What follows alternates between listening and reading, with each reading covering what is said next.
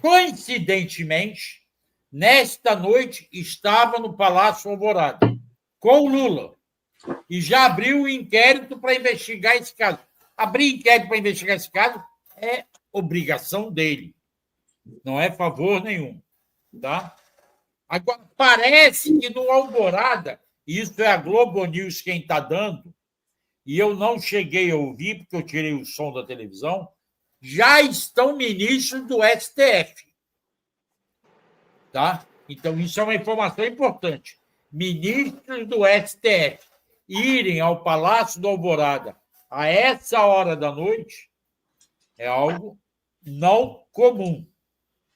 Eu não sei que outras informações o Léo Sobreira tem para nos acrescentar.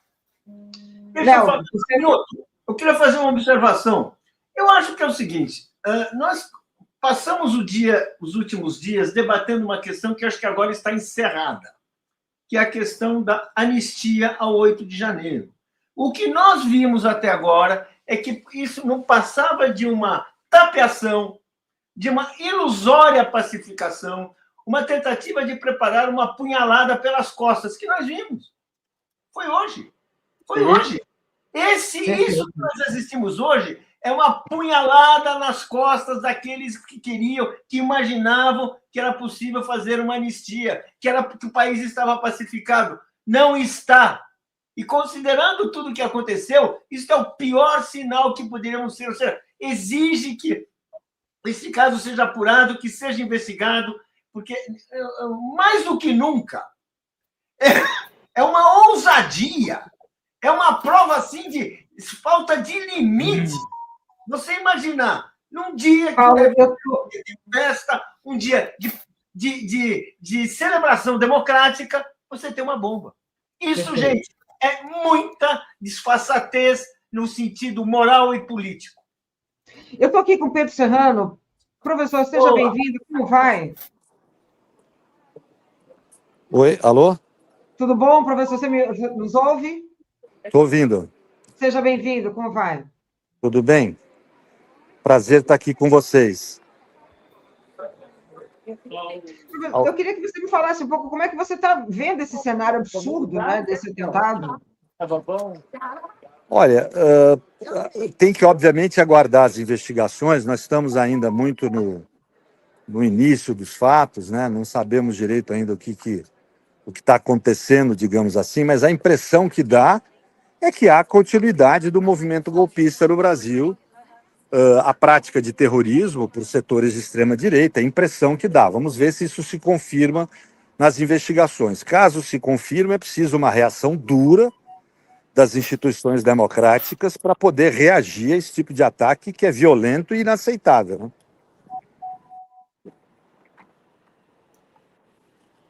Alô? Posso só acrescentar informação aqui, gente, que aquilo que a gente falava do homem que jogou a bomba do carro, né, que tinha o carro no nome, o carro cheio de explosivos, de artefatos explosivos, é de fato o homem que morreu, né? Então é o Francisco Vanderlei Luiz, de 59 anos, natural de Santa Catarina. Santa Catarina. O tio França, que era o candidato do PL, foi ele que morreu durante as explosões, ele que estava com o carro nos explosivos, ele era o terrorista. Né? Só. Gente, Léo, eu não sei se você precisa sair para você voltar para a redação e qualquer coisa, se você eu vou sair, até porque tá bem cheio aqui. Tá espaço para todo mundo. Vou voltar para. Andréia? Atualiza, então beleza. Denise? Sim, Andréia, eu queria dizer o seguinte, que está certíssimo o Folena e também o doutor Pedro Serrano, quando dizem que é preciso apurar. Agora, eu reafirmo o que eu disse no início da minha fala. Houve falha de segurança, houve relaxamento de um país traumatizado por um atentado no 8 de janeiro, numa praça que foi palco de um golpe de Estado. Essa praça deveria ter sido e prosseguido vigiada e policiada desde então.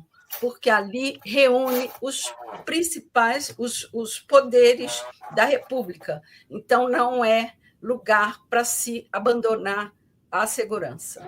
E continuo dizendo que o governador tem responsabilidade nisso. Horta, eu vou passar para você rapidinho, depois eu devolvo para o Pedro Serrano, para a gente até poder liberá-lo. Horta, é contigo. Eu queria falar assim, olha, isso que aconteceu Paulo, hoje... agora é o Horta que vai falar. Só um instantinho. Deixa o Horta falar um pouquinho, que ele já estava aqui, ele não tinha entrado ainda, não tinha falado. Pode falar, Horta. Você está sem microfone. Está fechado seu microfone. Agora. Não está saindo seu áudio. Horta, não está saindo áudio. Horta não está ouvindo a gente, eu acho. Não está ouvindo. Pedro Serrano, passo para você. Fala aí, professor. É só isso. Obviamente, se for uma iniciativa isolada, eu acho que o problema é muito menor do que a gravidade que se pode imaginar. Mas se não for uma iniciativa isolada, o problema é grave. É sinal que existem, mesmo que existem grupos terroristas no país. Nós precisamos apurar com rigor para entender o que está havendo, né? Óbvio que se for uma iniciativa isolada, também não é uma questão de responsabilidade da direita. A extrema-direita fica cultuando esse tipo de conduta violenta. É óbvio que estimula um maluco ou outro a tomar medida. Agora, se é um maluco ou não, se é um ato terrorista assim, organizado, nós vamos ver, as apurações têm que seguir. No tocante à segurança, vocês têm razão, quer dizer, denuncia uma falha grave de segurança, uma falha grave do governo do Distrito Federal, novamente, né, porque no 8 de janeiro já houve falhas graves da estrutura do governo local lá, do governo do Distrito Federal, tanto que houve a intervenção no governo do Distrito Federal pela União, né? E agora há novamente esse fenômeno. Não sei, quer dizer, eu acho que a questão da segurança é uma falha inegavelmente grave e medida precisa ser tomada. Não dá para ficar desse jeito, não se pode expor os poderes institucionais da República a esse tipo de ataque sem nenhum tipo de segurança. Perfeito. Doutor Pedro, posso fazer uma questão para o doutor Pedro, Andréia? Faz, por favor. Por favor, então vamos lá. É o seguinte, primeiro, 8 de janeiro não houve falha da segurança. Foi premeditada a segurança do governo do Distrito Federal não policiar nada. E até escoltar os grupos que iam lá quebrar tudo. Agora, como é que a gente pode analisar hoje, o caso de hoje, com as poucas informações que nós temos, de que uma bomba explodiu primeiro no anexo 4 da Câmara, que fica atrás, bem atrás do Supremo, da Praça dos Três Poderes, tem uma via L, não sei das quantas ali, ou S, não sei das quantas, que separa, e depois, minutos depois, a outra bomba explode no colo do cara, sei lá, dentro do carro, eu não tenho essas informações, na Praça dos Três Poderes, em frente ao Supremo.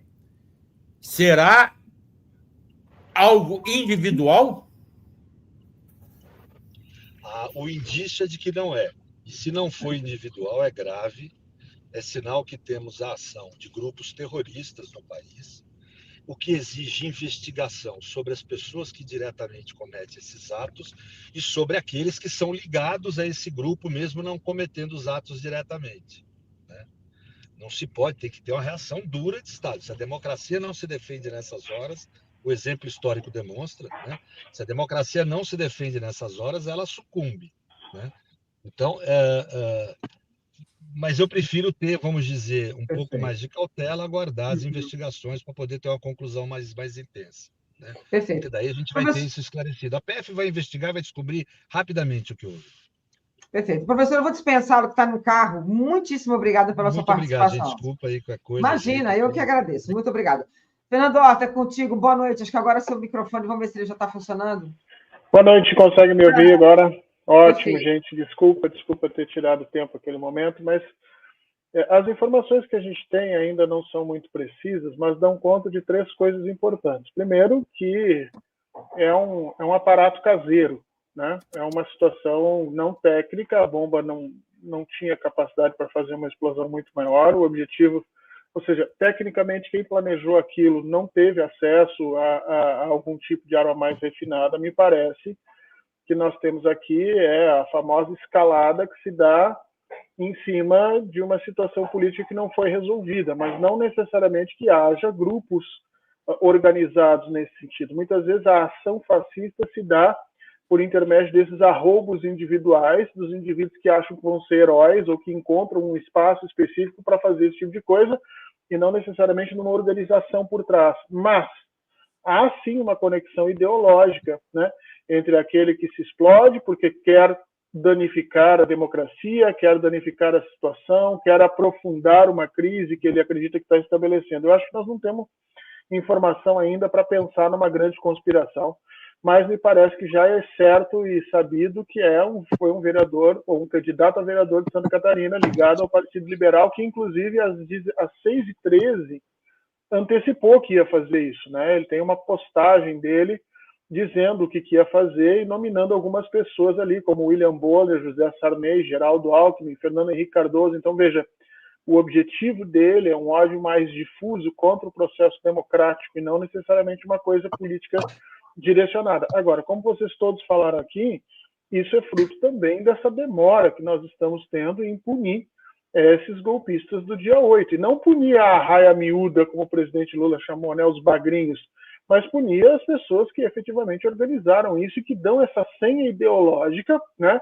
para que isso aconteça. Não vamos esquecer o momento. Donald Trump nos Estados Unidos informando que agora a coisa vai ficar diferente. Você tem o Milley lançando a todo momento algum tipo de mentira, e no Brasil, Jair Bolsonaro voltando à tona. Então, essas coisas estão interligadas indiscutivelmente, mas a gente precisa de um pouco de calma para não ver uma grande conspiração no Brasil. Acho que é um rastilho de pólvora ideológica e não necessariamente uma organização com cuidado, até porque o aparato que explodiu claramente foi feito em casa por pessoas que não sabiam muito bem o que estavam fazendo. Paulo. Agora eu quero falar. Eu acho que a lição que a gente tem é o seguinte: temos que sair do berço esplêndido. Isso só aconteceu. Um amador, um sujeito de quinta, um sujeito que podia estar jogando uma bomba de estilingue, vai. Um sujeito, tudo bem, isso só acontece porque nós estamos dormindo em berço esplêndido. Está tudo garantido, está tudo certo, nós somos aquele país maravilhoso, onde não existe violência, onde não ocorrem golpes, onde... Gente, isso aí tem uma serventia, é mostrar que a gente precisa acordar. A gente não pode ter vergonha de investigar, não pode ter vergonha de ir atrás desses indivíduos que deixam prova, sim, de sua periculosidade.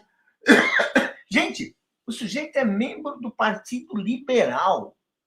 O Partido Liberal, quer dizer, mas assim, sempre foi assim o Partido... Paulo, eu só queria... Alguém está me chamando? Paulo, eu vou fazer só um corte rapidinho, porque... Não, é porque eu vou ter que trazer aqui só rapidinho o senador, eu vou colocar aqui o áudio ao vivo, para a gente ouvir. Sim. O senador Rodrigo Pacheco. Tinha algum tempo que eu não me encontrava com o presidente Lula, inclusive após a queda dele, o incidente que ele teve, eu também não havia encontrado com ele, então foi uma oportunidade de nós nos reencontrarmos. Conversamos a respeito da pauta do Senado hoje pela manhã, falamos principalmente sobre reforma tributária, o senador Eduardo. Caiu. Eu vou voltar aqui e depois eu coloco novamente. Paulo, pode continuar. Eu vou dizer assim, o que eu acho é que, assim, se aprendemos alguma coisa, é que a nossa democracia, que nós valorizamos tanto, que nós achamos que corretamente, que representa um avanço da história e tudo isso, ela não está no berço esplêndido. E, assim, os seus inimigos estão perfidamente agindo da maneira deles. Eu não sei se esse atentado foi pequeno ou grande, sabe? Isso aí, eu não sou profissional e, de repente, vamos dizer assim, isso mistura o quê? Aquele sujeito que está desesperado para fazer alguma coisa e faz uma violência na porra louquice. Não quer dizer que todos sejam como ele, não quer dizer que todos eles sejam assim. Vamos dizer assim, existe sim, está criado um ambiente, assim, existem vozes dizendo para as pessoas cometerem crimes, para ameaçar a democracia, para ameaçar um governo eleito, para impedir a estabilização desse governo. É isso que nós temos que ver. Vamos dizer assim, isso é de uma gravidade impensável quando o Lula tomou posse. Imagina, a posse do Lula, aquela mas que foi garantida, já foi garantida, pessoas, estudantes, a juventude saiu do Brasil inteiro para garantir a posse, para impedir a continuidade dos tumultos. Eles não acabaram, gente. Então, ou seja, significa investigar, isso significa que todos têm que... Isso significa que a máquina do Estado tem que obedecer à democracia.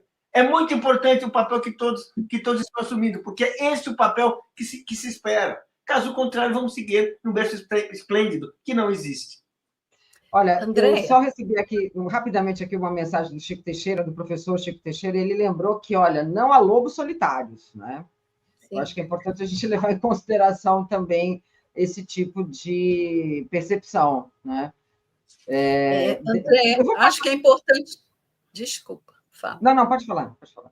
É importante lembrar que pode não ter nada, absolutamente nada a ver uma coisa com a outra, mas os militares estão irritados com o alerta de que haverá corte de gastos no seu orçamento.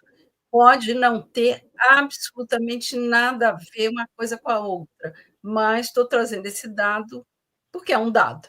Agora, essa questão do rapaz ser de Santa Catarina e estar confirmado, eu volto a lembrar que as principais células nazistas estão lá. Então, ele pode ser um lobo solitário? Pode, mas pode também ser um grupo que está se organizando nas sombras. Não se sabe nada, então vamos jogar com o que temos, com as informações que a gente consegue arrebanhar. E vamos ver se investigam, né? Eu vou passar, exato. Ir para lá e falar, gente, porque desde a caravana do Lula, quando ela passou por Santa Catarina, já havia sinais de que ali havia uma animosidade reacionária, violenta, que ameaçava. Estava aí, já dava para sentir alguma coisa. O governador Ibanez já deu um pitaco, ele está em viagem à Itália e já disse que o secretário de Segurança passou para ele tratar-se de um suicida. Tá certo. Horta, eu vou devolver para você, não sei se você pode ficar um pouco mais, mas eu passo para você a palavra. O seu áudio está fechado. Posso sim, Andréa, mas não existem lobos solitários no sentido que o corte ideológico, essas ordens ideológicas transpassam a todos nós, né?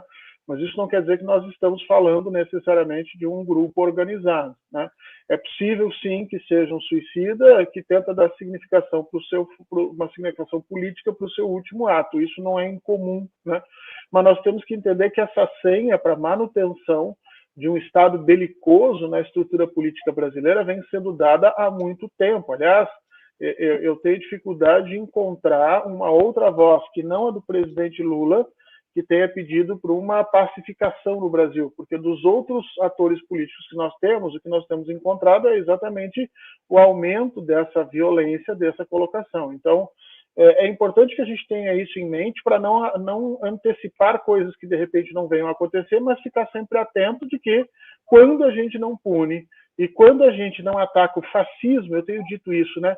O governo Lula resolveu prender fascistas. E essa não é a forma correta de você lidar contra o fascismo. O fascismo é uma ideia viva e que tem as suas condições de ação social. Não adianta você prender você eliminar o outro da condição de ser eleito, porque outros vão entrar nesse espaço e fazer o que estão sendo feitos. Ou a gente trata esse processo de desbolsonarização com cuidado e respeito, como aconteceu na Europa, ou a gente vai estar sujeito a esse tipo de coisa. E uma última coisa, André, que eu tenho medo, é que esse tenha sido um primeiro movimento para que ali adiante vamos dizer assim, se criem condições para que isso aconteça novamente no Brasil, né? Porque isso é muito comum, você começa uma escalada a partir desse tipo de ato, é uma senha muito complicada, e aí só a inteligência brasileira, a BIM, que aliás a gente não sabe o que anda fazendo, né? Porque devia estar olhando esse tipo de coisa. Se às 6h13 o cara falou isso nas redes sociais, é porque a gente tinha que ter tido condições de antecipar. mas é importante que a ABIN entre nisso rapidamente para nos dar mais segurança. Né? Perfeito. Andréia. Helena, eu vou passar para você agora, rapidinho. Isso, tá. Não, André, esse debate está sendo bom pelo seguinte: infelizmente aconteceu esse fato, mas faz resgatar a situação, né, do passado. Veja, há bem pouco tempo, né, o Bolsonaro, no governo dele, por diversas vezes incentivou ataques ao Supremo Tribunal Federal.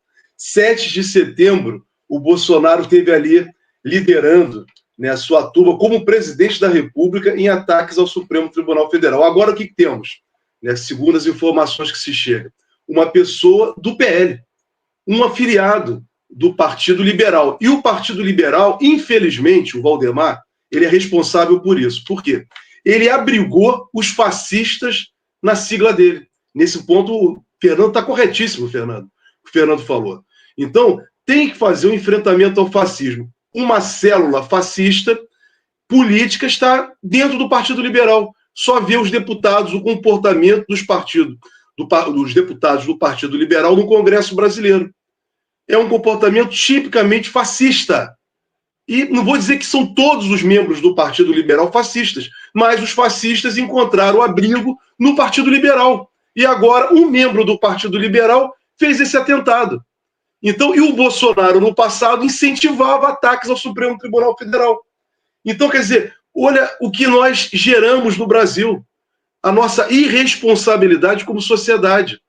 Permitir que o Bolsonaro, uma criatura da ditadura, que desde a época que estava no Exército, queria praticar atos terroristas, explodiu o gasômetro no Rio de Janeiro. Então é um irresponsável explodir, jogar bomba, colocar bomba em porta de quartéis. Esse camarada foi eleito deputado federal, nada foi feito. Esse camarada incentivou, né, prestou homenagens ao Ustra dentro do Parlamento Brasileiro, agrediu uma deputada, a deputada Maria do Rosário, que carrega contra ela até hoje essa chaga que eles empregaram nela. Então, ou nós tratamos isso com clareza no enfrentamento ao fascismo, né, que hoje tem uma legenda, eles estão dentro do PL. Não estou dizendo com isso que é todo o PL. E, Marcelo, só para lembrar um ponto que você vai estar participando, eu também essa semana, amanhã vai começar, amanhã e quinta, oficialmente o G20. Vai ter as atividades sociais, começam a partir de sexta-feira. Então, aí fica aí o alerta. E tem Denise, tem uma garantia da lei da ordem no Rio de Janeiro. Tem uma garantia da lei da ordem no Rio de Janeiro. Eu não sou fã de garantia da lei da ordem, vocês sabem qual é a minha opinião. Sou totalmente contra, não tem que chamar militar para fazer garantia nenhuma. Mas, diante desse ataque, tudo fica muito tenso. Tudo se tornará muito tenso. A G20 no Rio vai ser extremamente tensa. E não será apenas atividades entre chefes de Estado. Vai ser também com a sociedade civil que vai estar participando ali na região do Cais do Porto, nos armazéns do Cais do Porto. Então, isso leva a atenção. É possível até que haja desistência de algum chefe de Estado por causa desse evento, né? Escuta, eu tenho uma informação... Um minutinho, Paulo, só um minutinho, que tem o Auler e a Denise Assis para falar. Uma informação de uma testemunha que estava presente no local, disse que esse cara passou de carro, fez sinal de joinha, ele estava vestido com terno verde, com aplicações de baralho, como a roupa do Coringa, fez o sinal de joinha, jogou uma bomba, ela estourou, jogou uma segunda, ela estourou, e quando ele tentou jogar a terceira, ele explodiu, exatamente como no caso do Rio Centro, como eu havia já relacionado antes, né? Então, é possível que tudo isso esteja nesse contexto. Acho muito boa a fala do Folena de dizer que o PL se transformou numa célula fascista, então a gente não pode descartar hipótese alguma, mas o G20 está tenso e é possível que haja desistência por conta desse evento de insegurança, né? O Biden, não sei se pode ser que não queira vir. Eu estou com o deputado Rogério aqui, o Rogério Correia, assim que ele abrir a câmera, eu vou colocá-lo. Então, enquanto isso, eu passo para você, Auler, é contigo. Então, vamos lá. Polena, primeiro vou te explicar uma coisa. Eu não acho que o G20 vai ficar mais tenso, menos tenso por conta dessa brincadeira. Tá? Eu vou aproveitar o que a Denise falou. Essa semana eu fui ver o filme do Rubem Paiva. E eu e a Denise participamos da Comissão da Verdade aqui do Rio de Janeiro. Investigamos esse caso. Como assessores.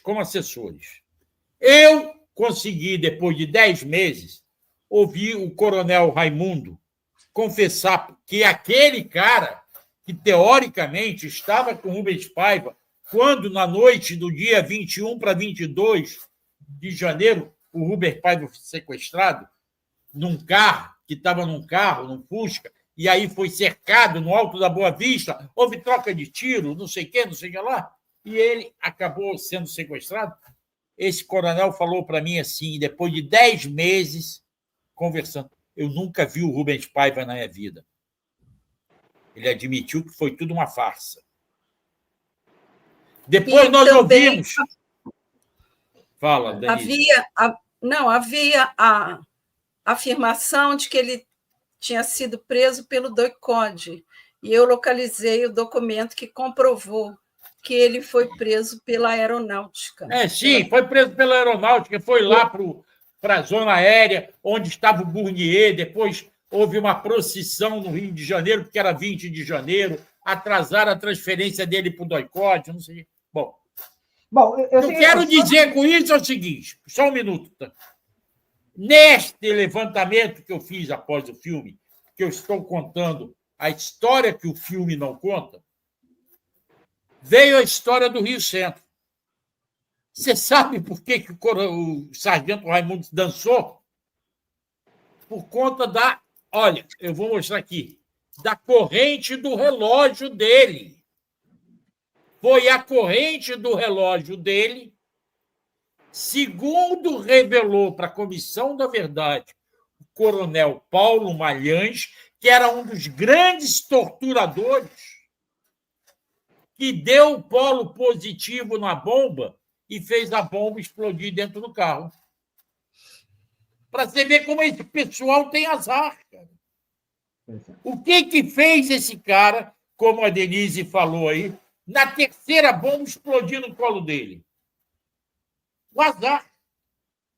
A sorte é nossa. A fatalidade. O azar é dele. Eu tenho só uma atualização aqui para a gente. Vai. Saiu, inclusive, essa notícia deu aqui agora, tem 30 minutos, que o Exército deixa a companhia de choque de prontidão.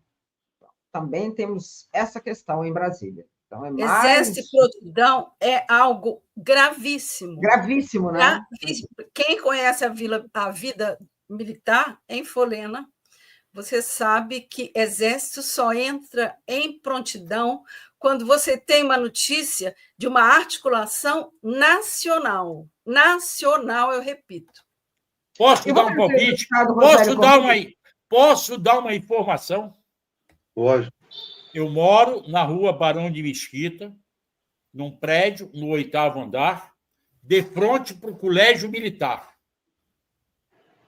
Estão vários policiais, soldados do Exército, acampados no Colégio Militar para fazer a segurança do G20. E antes, isso começou a acontecer às 2h da tarde, de montarem barracas no campo, em torno do campo de futebol, antes de estourar bomba em Brasília. Eles estão se preparando para fazer a segurança do Rio de Janeiro. E estão certos. Tem mais é que botar o Exército, a Marinha, a Aeronáutica na rua, fazendo a segurança numa cidade que tem milícia, que tem tráfico, que tem polícia envolvida no crime, para garantir os chefes de Estado. É isso. Perdão, Andréia. Vai lá, o deputado Rogério, boa noite. Rogério Correia, boa noite, seja muito bem-vindo. Como vai? E que situação, no mínimo, absurda. É contigo. Uai, Andréia, nós ainda estamos tentando ver o que aconteceu, né? O momento que provavelmente estourou essa bomba devia ser 19h30, nós estávamos no plenário, estava tendo sessão. De lá não se escutou nada, mas os servidores meus, e provavelmente os outros deputados também que estavam no anexo 4, escutaram principalmente a explosão das bombas que estavam no carro. Diz eles que pareciam fogos de artifício que estavam explodindo lá embaixo e depois um fogo grande que foi a explosão do carro. Agora que nós estamos sabendo que ele tinha vários artefatos guardados no porta-mala e que antes disso, soubemos também posteriormente, tinha julgado uma bomba no Supremo, tentou julgar uma segunda que estourou nele. O sujeito foi candidato a vereador na cidade de Santa Catarina, tinha que ser pelo PL, e me veio à mente, quando essa história vai sendo contada, daqueles que tentaram também explodir o aeroporto em Brasília, no fracassada tentativa de golpe do 8 de janeiro. Antes disso, vamos lembrar, na CPMI nós escutamos, inclusive, aqueles terroristas que tentaram colocar bomba no aeroporto de Brasília que explodiu o aeroporto. Então, realmente, este radicalismo, esta extrema-direita, ela vai fabricando esse tipo de gente. E isso é muito fruto dos discursos que a gente vê desse pessoal dentro da Câmara, daquilo que eles incentivam essa base deles a fazerem, aquilo que eles postam também livremente pelas internets, onde eles não querem ter regulação de mídia. E agora nós estamos sabendo que esse sujeito, que foi candidato a vereador pelo PL, certamente bolsonarista, andou também por gabinetes em Brasília, lá dentro da Câmara durante o dia. Então precisamos saber aonde é que ele foi, porque aqueles terroristas que tentaram explodir o aeroporto de Brasília também andaram por gabinetes. Um deles, um deputado, vocês lembram, que eles chegaram a fazer contato com esse deputado, que conversava com aquele terrorista por telefone. Por que eu estou lembrando isso? É porque não foram punidos o deputado e esses estão presos. Vão ser punidos, estão sendo punidos. Mas o deputado não. Ou seja, se nós não chegarmos no andar de cima de quem tentou dar o golpe no 8 de janeiro, punir esse pessoal, um deles é Jair Bolsonaro, que está lá claramente no relatório da CPMI. Eles vão criando monstros e criando esse tipo de ato, que é, evidentemente, um ato terrorista. Então, eu não tenho dúvida que é isso que está lá. Agora, é a pergunta, ainda querem anistia para aqueles que fizeram uma tentativa de golpe no 8 de janeiro e falam em anistia para Jair Bolsonaro. Eu amanhã vou entrar com um projeto de lei aumentando o período, inclusive, para que quem participa de atos desse tipo, de tentativas de abolição do Estado Democrático, como foi no 8 de janeiro, tentativa de deposição de um candidato, de um presidente da República, ele tem que ter uma inelegibilidade maior. Eu estou bolando já esse projeto, devo entrar com ele já amanhã mesmo, até para contrapor essa ideia de que eles querem anistia. Sem anistia, eu acho que essa inelegibilidade devia ser de 21 anos, que é o período que durou a ditadura militar. Ou a gente pune esse andar de cima, ou realmente o andar de baixo vai continuar buscando fazer atentados cada vez piores. Eu acho que é mais um alerta que nós temos e a necessidade de agir. Então, a Polícia Federal precisa terminar o inquérito do golpe e a PGR, doutor Gonê, precisa rapidamente enviar para o Supremo Tribunal Federal a denúncia contra aqueles que fizeram a tentativa de golpe. Isso é urgente. Perfeito. Andréia, eu vou passar para a Denise, que ela tem informações. Só um instantinho, olha. Só um adendo. Os 3 ministros do Supremo que estão no Palácio do Planalto agora. Alexandre Moraes, Gilmar Mendes e Zanin, tá? Ali já estava o Andrei Rodrigues. Desculpe, Denise, vai lá. Denise, é contigo. Não, eu queria fazer uma pergunta para o deputado. Deputado, eu não tenho certeza do que eu vou dizer, mas quero perguntar o seguinte. Nós parece que não temos nas nossas leis nenhuma alusão a terrorismo, de modo a ter uma inibição clara desses atos. Não seria útil agora, se é que não existe, criar uma lei ou algum projeto nesse sentido de deixar claro que o ato de terrorismo existe e ele precisa ser punido? Vamos ver isso sim, Denise, com cuidado, porque essa extrema-direita, eles têm a cabeça com outro foco. Agora mesmo eles vão criar algum outro tipo de fake news e eles querem confundir sempre atos como esse que eles fazem de terrorismo com reivindicações democráticas. Então, eles espalham fake news. Para eles, por exemplo, MST é terrorista. Eles sabem que não é, mas eles querem banalizar o que é um ato terrorista. Então, eles chamam uma faca de dois gumes, né? Para banalizar o terrorismo. Terrorismo é isso que nós estamos vendo, é a tentativa de golpe do 8 de janeiro. Agora, eles confundem isso com entidades democráticas que lutam por reivindicações. Aí eles querem englobar tudo no mesmo saco. Então, quando a gente legisla, tem que ter muito cuidado, porque esse tipo de gente veio para ficar. E a gente tem, portanto, enfrentá-los de maneira corajosa. Eu acho que tem duas coisas a ser feitas rapidamente. Um é dar prosseguimento ao processo da Polícia Federal da tentativa de golpe. Eu sei que a Polícia Federal conseguiu abrir o telefone do Mauro Cid e que lá havia, inclusive, um planejamento. Olha para você ver como é que eles agem. Por isso que as coisas que para a gente parecem absurdas, eles agem nesse sentido. Lá estava uma tentativa, inclusive, que eles estavam bolando para sequestrar Alexandre de Moraes e o presidente Lula. Isso estava, então, no telefone, como já foi vinculado pela imprensa, isso vai vir à tona, do Mauro Cid, que estava escondendo esses dados, que, aliás, por ironia do destino, foram descobertos através de um aparelho israelense, que conseguiu desvendar o que estava dentro do celular do Mauro Cid.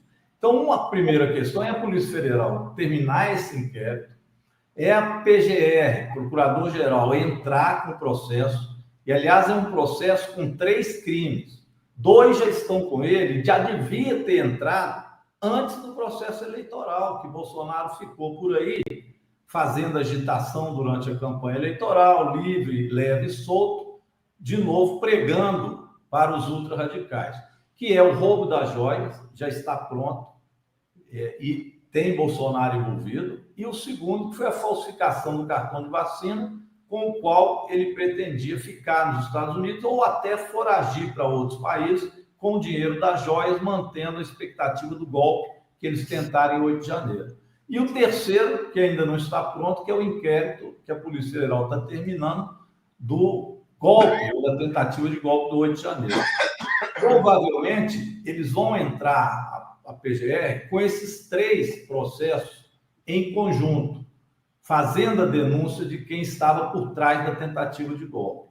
Este caso agora, eu acho que ele agiliza, ele obriga uma agilização desse processo. Isso mata essa ideia deles de anistia. E vai ter que, portanto, ter um julgamento pelo Supremo Tribunal Federal que seja mais ágil. Essa é a primeira questão. Segundo, nós temos que tratar da inelegibilidade. 8 anos de inelegibilidade para quem comete um crime de improbidade administrativa, talvez seja uma pena justa de 8 anos. Mas para quem tenta abolir o Estado Democrático de Direito, é muito pouco. Então, eu estou propondo que 21 anos seja a pena para quem faz esse tipo de crime, de tentar abolir o Estado Democrático de Direito ou tentar depor um presidente eleito. Então, essa é uma outra opção a ser feita. Enfim, nós não podemos deixar que caia no vazio e que seja normalizado aquele procedimento golpista de 8 de janeiro.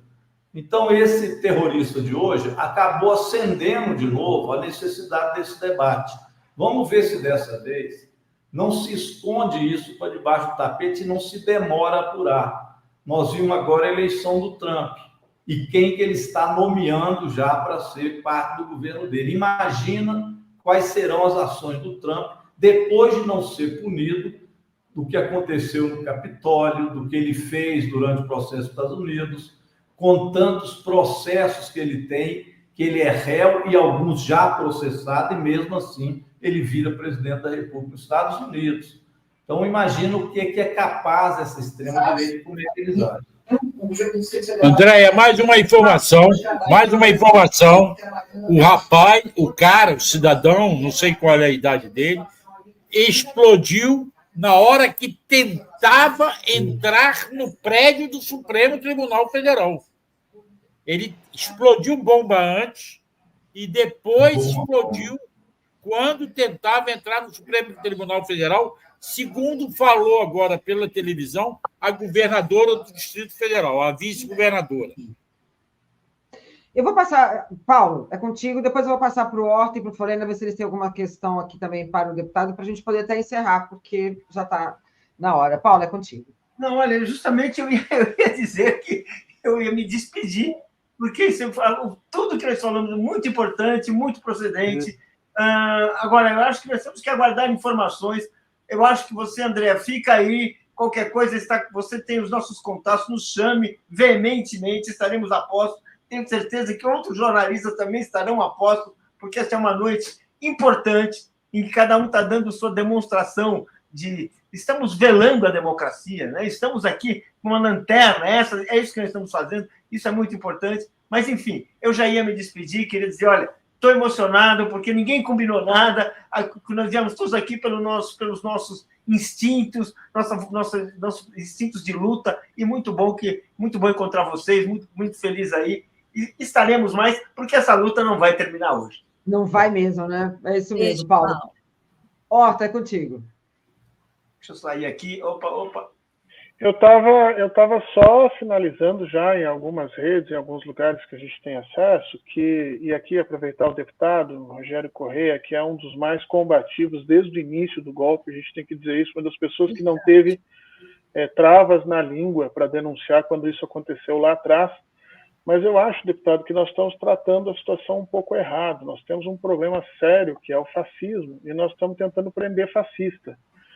A gente prende, eles criam outros. A gente prende, eles criam outros. É necessário que a gente volte e entenda como a Alemanha se desnazificou, e isso significa investimentos pesados em cultura, em educação e principalmente em memória pública. Nós precisamos fazer um memorial público da Covid, para que fique justificado, claro, primeiro as pessoas que perderam a vida ali, segundo a culpa do governo que naquele momento deixou morrer isso. E nós precisamos fazer, sim, um memorial de 64, nós precisamos reativar isso, precisamos colocar isso no Brasil inteiro, precisamos fazer com que as crianças vejam.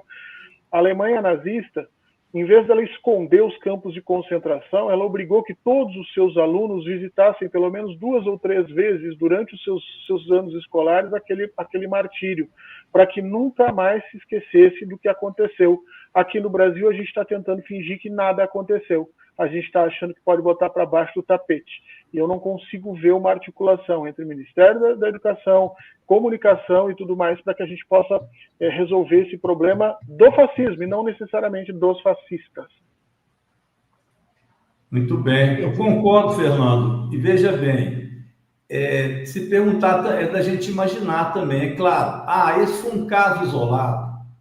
Pode ser que tenha sido um caso isolado, o que tudo indica sim. Embora a gente tenha que perguntar como é que um cara desse sai lá de Santa Catarina, viaja o dia inteiro, cheio de bomba no carro dele, estaciona o carro lá nos Três Poderes, na Praça dos Três Poderes, caminha o dia inteiro em gabinetes de deputados, sei lá, de senadores, sem saber por onde ele foi, e depois vai lá fazer um atentado como esse. É aquilo que a gente chama de apito de cachorro, né? E ele vai no Congresso, não é à toa, porque ali ele vê vários apitos de cachorro que apitaram ali, apitaram durante todo o dia. Hoje teve uma audiência pública com a ministra da Saúde, doutora Nízia, uma audiência pública boa, ela foi falar de saúde pública, e bolsonaristas foram lá vomitar o ódio deles contra uma senhora, aquele estilo deles, enfim, incentivando o ódio. Então é isso, é o fascismo. E eles vão fazendo isso abertamente, transmitido pela TV, isso eles podem, eles fazem. Então, esse apito de cachorro vai formando esses fascistas que você disse, eles aparecem. Não se pode, é outro assunto que eu esqueci de falar, regulamentar as redes. Nós temos que fazer uma regulamentação também dessas redes sociais. Agora nós estamos vendo lá o dono do X, né, o antigo Twitter, vai fazer parte do Ministério do Trump. Do governo. Então, agora é o Estado privado, não sei se pode chamar assim, mas é uma espécie de Estado privado. Os ministros são donos agora e os meios de comunicação terão lá um Ministério dos Donos da Comunicação com Elon Musk fazendo o que quer. É um período complexo. Não se pode realmente qualificar esse período enquanto normal. É uma criação de fascismo. Então, Fernando, o combate a isso ele tem que ser mais intenso. Ele tem que ser internacionalizado. Os caras saem daqui, esses deputados, foram outro dia nos Estados Unidos de novo dizer que aqui existe uma ditadura da toga. Então, eles vão proclamando isso, como se o Supremo fosse a ditadura. Eles são contra o sistema. E não falam que é o sistema democrático. Eles são contra o sistema. Vão angariando pessoas para isso. É um risco enorme que a gente vive, né? E não é só nacional. É realmente algo grotesco e cujo discurso, às vezes, é muito fácil para revoltar alguém, uma pessoa que tem uma cultura, né, como você disse, um sistema de cultura que vai se formando aí pelo WhatsApp de bolsonaristas. É um problema. É um problema grave, um enfrentamento mais complexo. Passo para o Deputado, eu vou na mesma toada do Fernando. Estou de acordo com o Fernando. Por quê? O nosso maior problema no Brasil hoje é o fascismo, a meu modo de ver. Essa é a nossa maior luta no fascismo. Então, veja, o ministro Luiz Roberto Barroso, há uns dias atrás, né, numa audiência, lembrou que todos esses bagrinhos do 8 de janeiro que estão sendo condenados, foi oferecido a eles um acordo de não persecução penal. Nenhum deles aceitou, ninguém aceitou.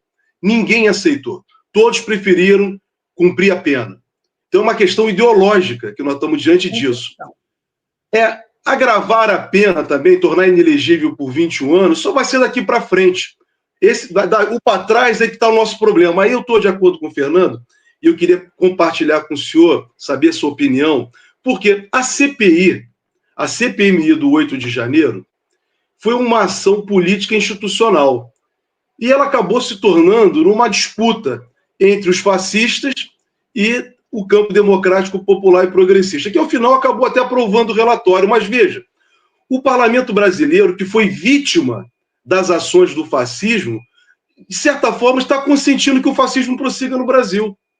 Então eu queria saber do senhor exatamente isso, quer dizer, da sua percepção como parlamentar, né, com a experiência aí, como que as coisas estão, porque o presidente da Câmara, ele não tem compromisso com a democracia, ele não tem, as lideranças desse campo não têm compromisso com a democracia, porque a vítima foi o parlamento, foi eles é que foram a vítima. Então, nós estamos diante de um parlamento fascista no Brasil? O problema é que existe, sim, uma parte desses deputados, e não são poucos, que são, no mínimo, muito autoritários, fazem parte da extrema-direita.